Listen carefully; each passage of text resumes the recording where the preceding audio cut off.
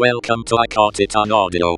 This is This Song Good episode 87. Jimi Hendrix, Dolly Dagger.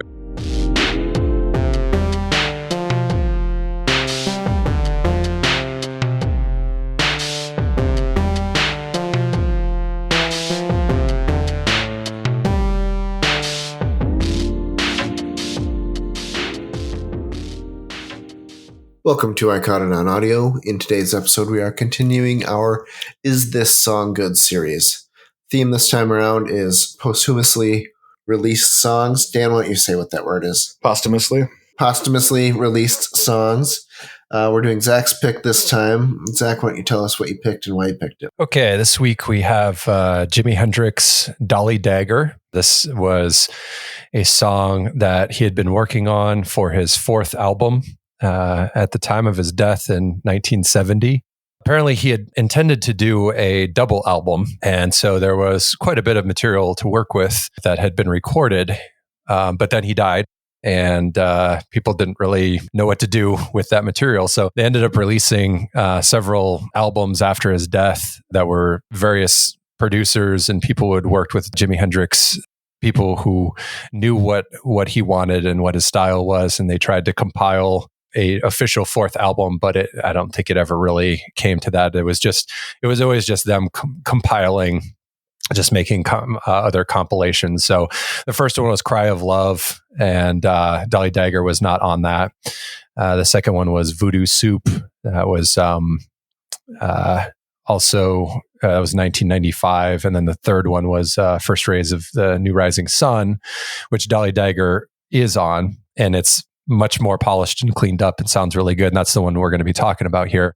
But before that, they did release a Rainbow Bridge soundtrack, which interestingly enough didn't really have any songs from the movie Rainbow Bridge on it, and that came out in 1971, and that was the first showcase of the song Dolly Dagger. When we decided to do this series of the posthumously released music, this song came up in searching around just because I think it's a really good Jimi Hendrix song. It sounds a lot like his earlier work, his other albums. I think it's up there with tracks like Hey Joe and Foxy Lady. I in some ways it kind of it makes me think of sort of like a theme song for like a 1970s action cop TV show or something like that. I feel like it could have worked with in that way.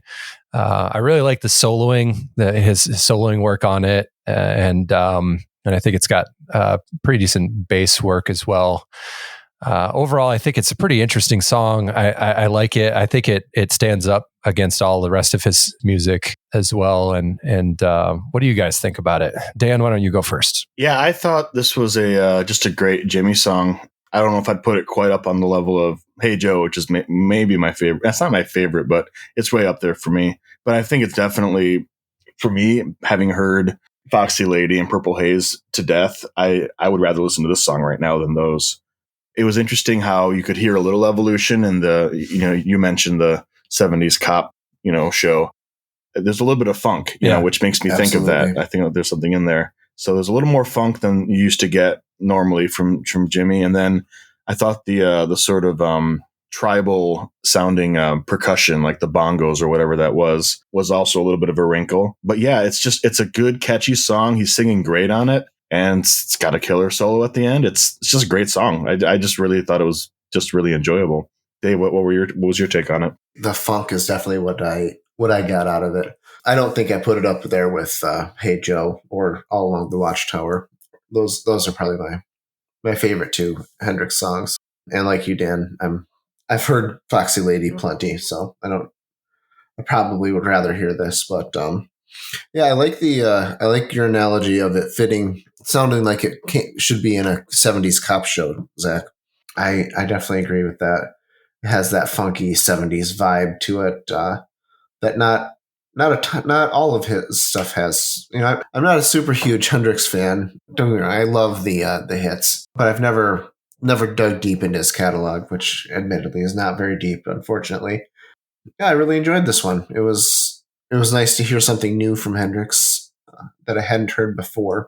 So yeah, nice, easy song to listen to. Yeah, and I hadn't heard this one before either. But Zach, were you familiar with this one? Is that why you chose it? Because you knew it? I think I had heard it from listening on Rainbow Bridge, but I don't think it really stuck out.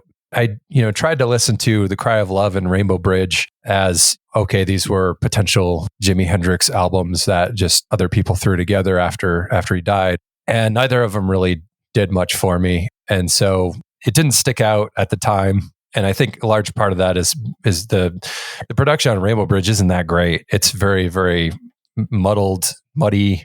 I don't know if you guys listened to that version of it, but it's night and day compared to the one that's on First Rays of the New Rising Sun. But I think the song itself was in a pretty close to being finished, because I think they were actually intending to release it as a single, or back maybe they did around the time that Rainbow Bridge was coming out. So it was going to blow up before he died, and then it just kind of fizzled out, I think, or people didn't mean the same thing after he was gone. Did it feel like it was kind of complete to you guys? It did. I was surprised. It didn't have any of the feelings of it having to have been finished by someone else. Yeah, it definitely felt like it was most of the way there, if not all the way there, and just waiting to be actually released. Yeah, I thought it was more polished than many Hendrix albums that were released when he was alive. Yeah, and maybe that was just him being more comfortable in the studio, and maybe that's just the production that they did when they went at those parts to polish them up. But it felt like a fully realized song that presumably is what he wanted it to sound like. Is this song good? Yeah, it is.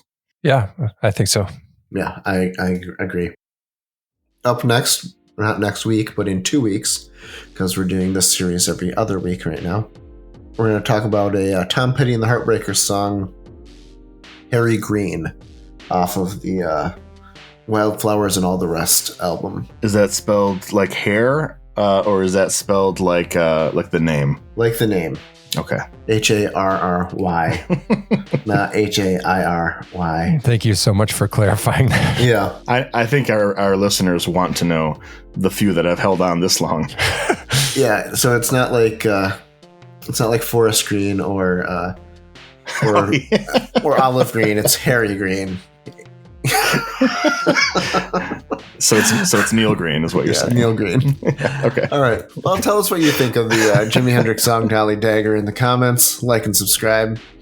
If you want more content like this, you can find everything we've done at 64tacos.com. And if you really liked it, go to buymeacoffee.com/64tacos and buy us a taco. Thank you for listening.